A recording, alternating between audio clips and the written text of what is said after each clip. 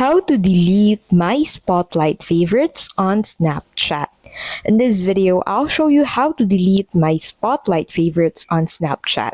So to get started, go ahead and click on your profile at the top left of your screen. And then from here, scroll down at the bottom and then go ahead and click on View All on Spotlight and My Snap. And then click on the snap that you want to delete from your Spotlight favorites.